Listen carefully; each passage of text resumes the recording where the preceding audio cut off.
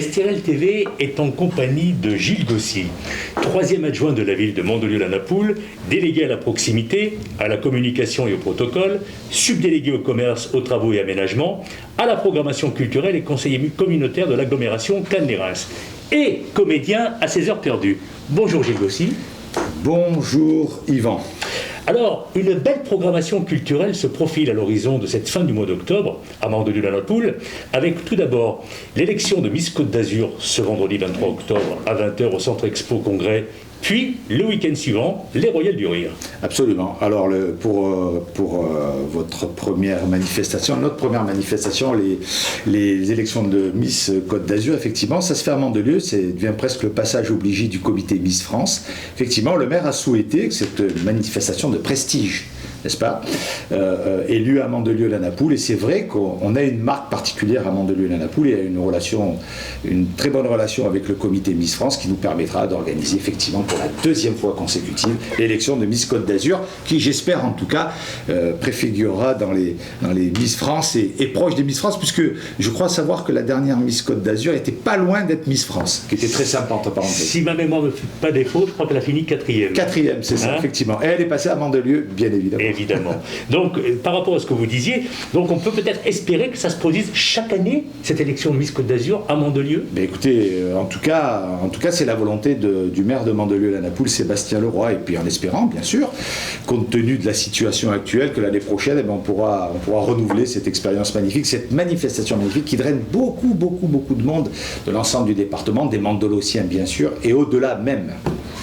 Alors précisons donc que c'est Miss Mimosa, Emma Kuchlic et ses deux dauphines Irina Ravelo et Marine Frisina qui vont concourir pour le titre.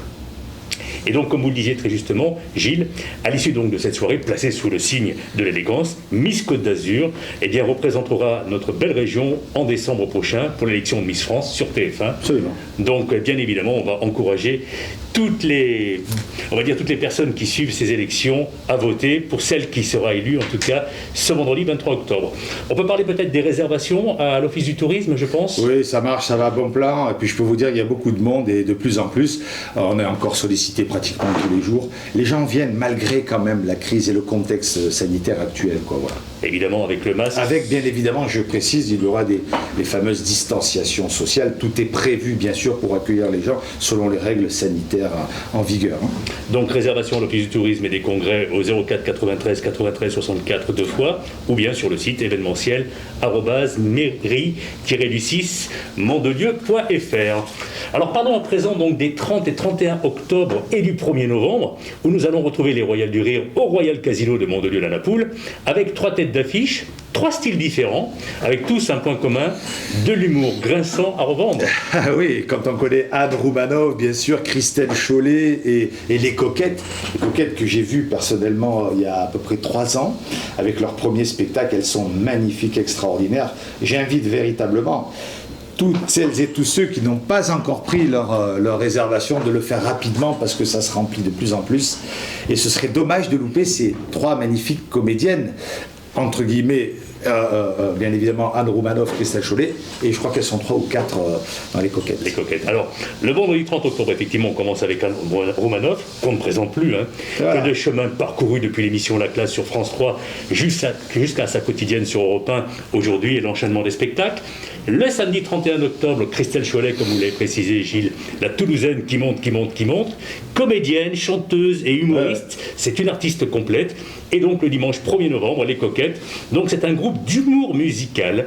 Elles écrivent elles-mêmes leurs chansons dont les sujets vont de la sexualité au suicide, en passant par l'excision, ça détonne. Ouais, elles sont magnifiques.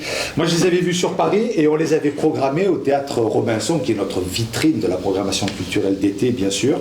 Et elles avaient fait un carton, c'était blindé, et puis elles sont belles, et puis elles sont magnifiques. En plus, elles ont ce côté, comme vous dites très justement, le côté légèreté, si vous voulez, mais assez acerbe, quoi. Voilà, elles défricotent la société française. Mais elles le font très bien, hein. Très honnêtement, elles le font très bien, quoi. Eh bien, on a hâte de voir tout ça. Donc, vous le savez, mesdames et messieurs, en cette période compliquée, la meilleure des thérapies, c'est le rire. Oh oui. Alors bien évidemment pour du masque obligatoire pendant toute la représentation, respect de la distanciation physique, cela va de soi. Voilà. Merci Gilles Gossy pour ces belles informations. Je vous en prie, merci beaucoup.